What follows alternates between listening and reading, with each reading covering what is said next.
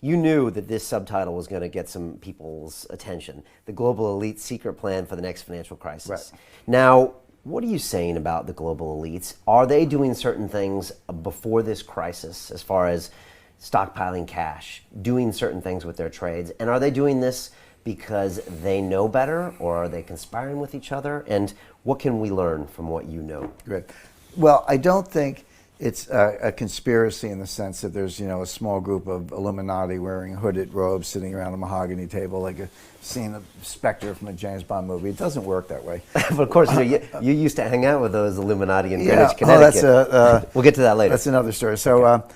But the way it does work, and I talk about this in the book, first of all, it's not a secret. We know who they are. It's Christine Lagarde, her first head of the IMF, her first deputy managing director, David Lipton, professors like Larry Summers and Ken Rogoff at Harvard, public intellectuals here in the UK, Adair Turner, Anatol Koletsky, Mario Draghi, head of the European Central Bank. So it's a collection of central bankers, finance ministers, academics, think tankers, and public intellectuals, and several hundred of them around the world who collectively run the international monetary system, right, because they either run the central banks or the multilateral institutions, or they're in and out of finance ministries, or they have a lot of influence. So that's who they are. They influence 90% of what happens, or more. Exactly. Okay. So there's no secret that it's some other guy. We know who they are. Okay. Right. So then, what about the hooded robes part? And the answer is, they don't need that. You just say conspiracies fall apart, and they do. Conspiracies are kind of easy to spot most of the time.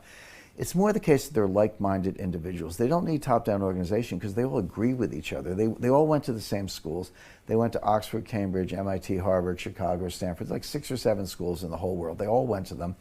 In many cases, they were each other's PhD thesis advisors. Stanley Fisher is the vice chairman of the Federal Reserve, former MIT professor, a little older than the rest. He was slamming my alumnus here. Look, I know a lot of these guys. I mean, I kind of know whereof I speak. As I say, I hung out with the 16 PhDs and the 2 Nobel Prize winners at Long-Term Capital. I shared an office with Myron Scholes for 6 years, so I know this milieu. But Stanley was the thesis advisor to a lot of the other central bankers. So they're not only like-minded, they taught each other. And they all learned the same thing, and it's all wrong. They're not uneducated. They're miseducated. In other words, the models that they have taught themselves, that they perpetuate and that they're teaching to the younger scholars, are at best obsolete and at worst dangerously flawed in ways that are setting up the system for this new crisis that'll be worse than the last 2. So they're in control. They're like-minded, so they don't need a lot of coordination because they all think alike.